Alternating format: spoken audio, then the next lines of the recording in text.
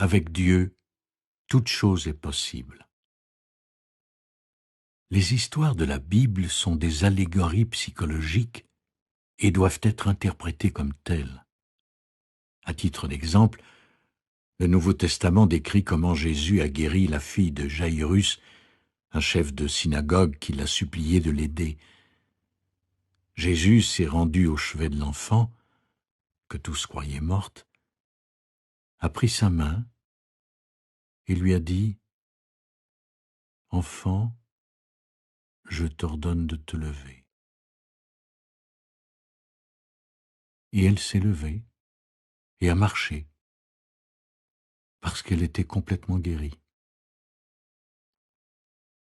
En termes métaphysiques, vous êtes comme Jaïrus quand vous vous jetez aux pieds de Dieu, sachant que seulement le pouvoir guérisseur a la solution de vos problèmes. Jaïrus signifie aussi raison éclairée, car ceux qui savent que Dieu est omnipotent sont éclairés. La fillette mourante représente votre ambition inaccomplie, le désir de votre cœur. Il se détériore peut-être parce que vous manquez de foi pour le ressusciter, mais quand vous allez vers Jésus ou le pouvoir guérisseur, elle peut être restaurée. Lorsque vous commencez à penser à ce que vous désirez exprimer, le pouvoir créateur de l'infini répond. Et en demeurant fidèle à votre nouvel objectif mental, vous ressusciterez votre enfant, votre idée ou rêve. Dans votre cœur, vous savez que votre aspiration n'est pas morte et que vous pouvez la réanimer. La foi est la conscience de la présence et puissance de Dieu ainsi que sa réponse. Cependant, plusieurs personnes concentrent leur attention sur le mensonge, la superstition et sur des concepts erronés de tout genre. N'est-il pas vrai que vos 5 sens se moquent de vous? Ne vous défient-ils pas en vous disant que quelque chose ne peut être fait, que c'est impossible? Ne vous disent-ils pas que le cancer s'est répandu à l'ensemble de votre corps et qu'il est incurable? Voilà pourquoi vous devez ignorer vos sens et diriger votre esprit vers une nouvelle image mentale en réalisant qu'avec Dieu, toute chose est possible. Vous avez besoin d'aller en vous-même et l'intelligence infinie interviendra pour vous. Selon votre foi, cela vous sera accordé. Alors que vous enveloppez votre désir du sentiment de l'amour, vous ne faites qu'un avec lui et vous choisissez l'harmonie, la santé et la paix. Quand vous dites « je suis », vous annoncez la présence du Dieu vivant en vous, le Père et la Mère de toute création. Vous réalisez que ce qui est vrai de Dieu l'est aussi pour vous. Vous possédez un sentiment d'unité avec votre idéal et désirez de la joie et de la bienveillance pour tous. Aimer de cette manière, c'est donner tout l'honneur, la reconnaissance et la gloire à celui qui est pour toujours. Cela signifie avoir un saint respect pour l'être éternel qui façonne votre destinée. Et quand vous aimez le divin à l'intérieur de vous, vous respectez le divin à l'intérieur des autres. Un enfant grandit dans l'image et la ressemblance de l'atmosphère mentale et émotionnelle de la famille. Par exemple, si un père et une mère se disputent et profitent l'un de l'autre, le bébé dans le berceau l'assimilera et souffrira de plusieurs maux. J'ai vu cela se produire très souvent.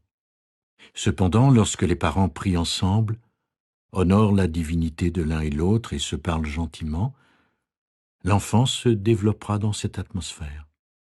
Il cessera alors d'avoir des irritations cutanées, de l'asthme, de la fièvre et tellement d'autres problèmes. L'échec pour l'obtention d'une guérison est causé par l'absence de foi dans l'esprit de la personne qui tente de faire un traitement. Le praticien ne va s'attarder que sur la maladie s'il n'est pas sensibilisé à la vérité de la perfection du patient. Lorsque nous sommes incapables d'accomplir une guérison, c'est que nous avons tout simplement échoué à fixer l'œil de notre esprit sur l'incarnation de l'intégrité, de la beauté et de la perfection de la personne. D'autre part, quand nous prions avec confiance, nous obtenons des résultats. Maintes personnes ont une profonde croyance inconsciente que certaines maladies, telles la psychose, le cancer et autres de ce genre, sont difficiles à guérir. Lorsqu'elles voient une personne souffrant d'une maladie mentale accompagnée de symptômes sévères, elles deviennent obsédées par le problème. Toutefois, nous devons nous détacher complètement de l'évidence des sens et nous identifier au pouvoir guérisseur omnipotent à l'intérieur de nous et ne porter aucune attention aux apparences et symptômes. Nous devons donc guérir la personne dans notre propre esprit et arriver à la conclusion que Dieu agit à travers celle-ci en harmonie, paix, amour, joie, intelligence et sagesse. En continuant d'agir ainsi, ces pensées de guérison seront ressuscitées dans l'esprit de l'autre personne qui connaîtra une grande récupération. Voici un traitement ou une prière que j'utilise dans le traitement de désordres tels l'aliénation, l'épilepsie ou autres désordres semblables. J'entre en moi-même et mentionne le nom du patient. Puis, je pense à la présence de Dieu pour 3 ou 4 minutes, en m'attardant sur la paix infinie et l'amour divin dans les profondeurs de soi-même. Au même moment, je proclame que tout ce qui est vrai à propos de l'infini est aussi vrai pour la personne pour laquelle je suis en train de prier.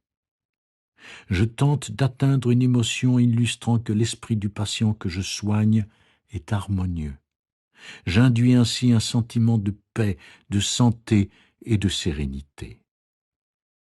Quand j'ai l'impression d'avoir fait tout ce que je peux, j'arrête et je proclame que la personne est guérie. Je répète ce traitement 2 ou 3 fois par jour, ou aussi souvent que je le sens nécessaire. Je prie toujours comme si je ne l'avais jamais fait auparavant, avec foi et enthousiasme. La chose principale est de poursuivre jusqu'à l'aurore et que les ombres s'enfuient de mon propre esprit. Cela requiert de la persistance et de refuser d'accepter un non en guise de réponse. Le but principal de toute prière pour les autres est d'obtenir un sentiment de joie intérieure. Dieu fera le reste. Lors d'une prière, nous devons aller au sanctuaire de notre esprit, qui est l'intelligence infinie dans laquelle nous vivons et nous déplaçons. C'est aussi un état de paix et de repos intérieur. Comme nous fréquentons souvent ce lieu, nous verrons le paradis sur terre. Sachez ceci, il y a une présence curative miraculeuse à l'intérieur de vous. Le pouvoir d'élévation, de renforcement de cette présence restaure chaque atome de votre être en ce moment même. Le Dieu intérieur cherche à purifier, vitaliser et vous rendre complet. Ayez une confiance absolue au pouvoir guérisseur et sachez qu'il agence votre vie dans un ordre divin. Voyez et sachez que Dieu est vie et qu'il se manifeste à travers vous maintenant. Cette vie circule à travers vous harmonieusement, paisiblement, joyeusement, amoureusement, et chacune de vos cellules danse au rythme du Dieu éternel. Proclamez que l'infini se révèle à travers vous en tant que force, pureté, beauté, intégrité, perfection et jeunesse éternelle. Le pouvoir régénérateur de l'Esprit Tout-Puissant est présentement à l'œuvre en vous, vous rendant pur, frais et irradiant de vie divine. À chaque moment, vous devenez plus fort, en meilleure santé, plus heureux et plus jeune. L'énergie vivifiante et inlassable de Dieu circule en vous maintenant et vous vous sentez merveilleusement bien. Le Dieu Tout-Puissant, le Père éternel et le Prince de la paix sont en vous. Dieu vous a créé et vous supporte car il est l'esprit vivant intérieur, votre conscience et votre sensibilité. Dans votre cœur, vous connaissez la grande vérité que Dieu est plus près que votre respiration et que vos mains et pieds. Il vous guérit à présent. Le pouvoir guérisseur n'a pas de commencement et ne mourra jamais. Chacun dans le monde possède le don de guérison, car la présence infinie est à l'intérieur de chacun. Elle agit au sein de votre être 24 heures par jour, que vous en soyez conscient ou pas. En fait, l'intelligence intérieure renouvelle constamment votre corps. La foi permet à ce pouvoir divin de l'accélérer considérablement, tellement que vous pouvez expérimenter une guérison instantanée. Le sabbat peut être vu au sens figuré comme une tranquillité intérieure ou la connaissance silencieuse de l'âme. C'est l'intervalle de temps entre votre prière et sa manifestation. Vous êtes dans le sabbat quand vous avez accepté dans votre esprit que vous avez déjà obtenu une réponse à votre prière.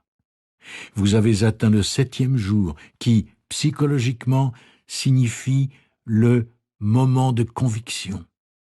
À ce moment, vous vivrez une transfusion divine instantanée d'énergie, de pouvoir et de vie. Nous devons être conscients du fait que le seul changement qui compte est le changement intérieur. Une transformation du cœur où vous êtes tombé amoureux des valeurs spirituelles. La religion est l'affaire de l'âme, non des lèvres. Croyez-vous en la bonté de Dieu dans le domaine de la vie? Rendez-vous gloire dans la joie du Seigneur, qui est votre force. Savez-vous que la volonté de l'infini est la vie, l'amour, la vérité, la beauté, transcendant vos rêves les plus chers? Si vous avez ce genre de conviction, vous avez une religion merveilleuse.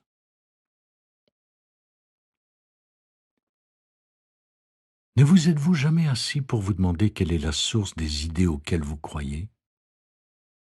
Est-ce que vos pensées sont véridiques ou sont-elles illogiques et non scientifiques? Dites-vous, je ne croirai à rien qui ne soit pas conforme aux vérités éternelles, parce que la vérité ne change jamais. Elle est la même qu'hier, aujourd'hui et pour toujours.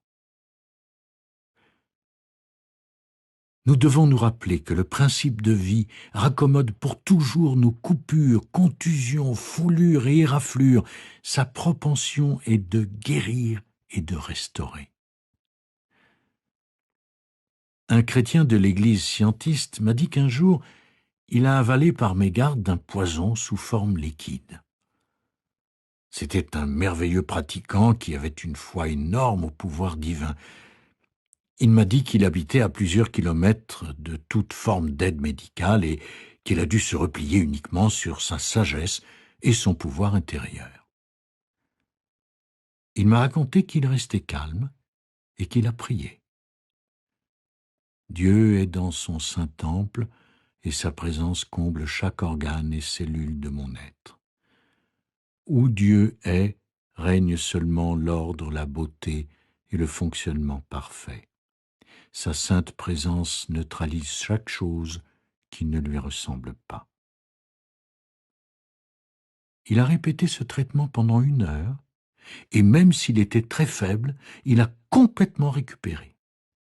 Est-ce que quelqu'un qui prend un poison corrosif peut faire confiance au pouvoir infini afin qu'il annule ses effets puissants?